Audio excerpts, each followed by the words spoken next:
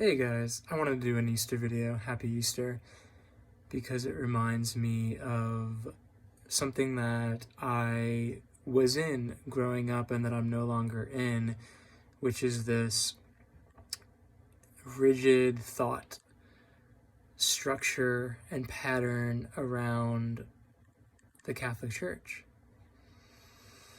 Now, there's many great things about Jesus, and I don't want to go too much into Catholicism in this video, but what I want to say is, what I want to ask you is, what belief systems that aren't yours, what belief systems are running your life that aren't yours?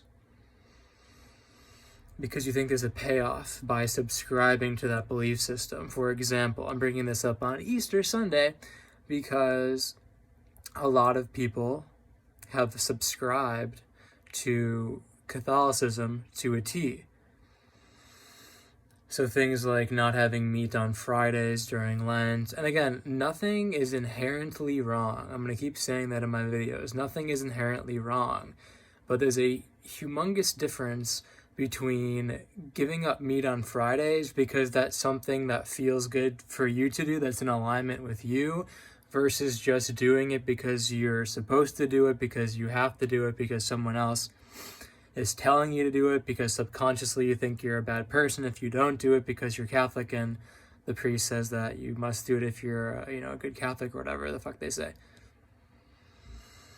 So this happens in Catholicism, there's things that children do that their parents subconsciously say or consciously say, they tell them to do, up until the parents are on their deathbed, then the child sees them die and they're like, oh my God, I have been doing all these things to make my parents happy, but they've been at the expense of my misery. So, what belief systems are running your life that aren't yours, that aren't aligned to you? It could be a religion, it could be parents, it could be a past teacher, it can be friends, it can be a corporation, it could be materialistic organizations, it could be the government, it could be the healthcare medical system. What is running your show? Or are you running your show? Because what we're being called into is to live sovereignly. And when you're a sovereign human being, you make the choices. There's no distortion, there's no confusion, there's no enmeshment with other ideas that aren't yours. You are a clear vessel. You make decisions based on what's best for you, on what you truly desire, and not subconsciously from a wounded place of, I'm doing this so I can be loved, so I can belong, so I can fit in.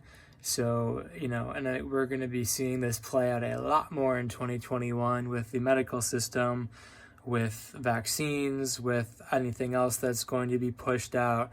And this idea of, again, if you reach the point from a clear space, from a clear lens, and the news is a huge manipulation. A lot of people live their lives based on what the news tells them to do.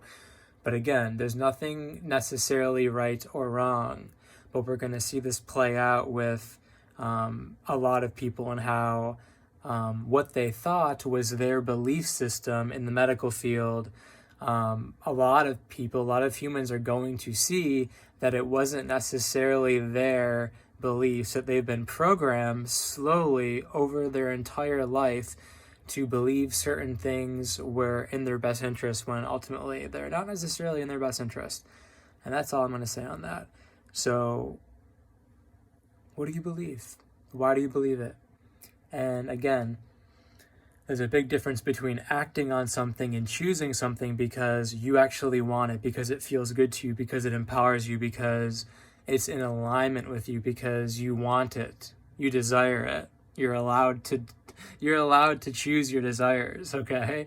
Versus coming from a place of trauma, from a place of, I'm choosing this subconsciously out of fear, out of allegiance to someone else, out of the fear of being alone, out of the fear of not being loved, out of the fear of thinking there's something wrong with me, that I have to give up my personal power and choose based on the collective mind of this group that I'm in, whether that's a family, a religion, an institution, whatever, a university. So that's what we're being called to do. We're being called to be sovereign, free choosing human beings, and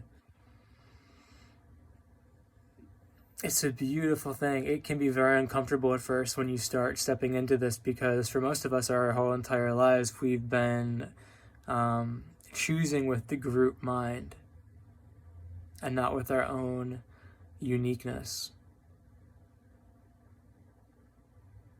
Have a good Sunday.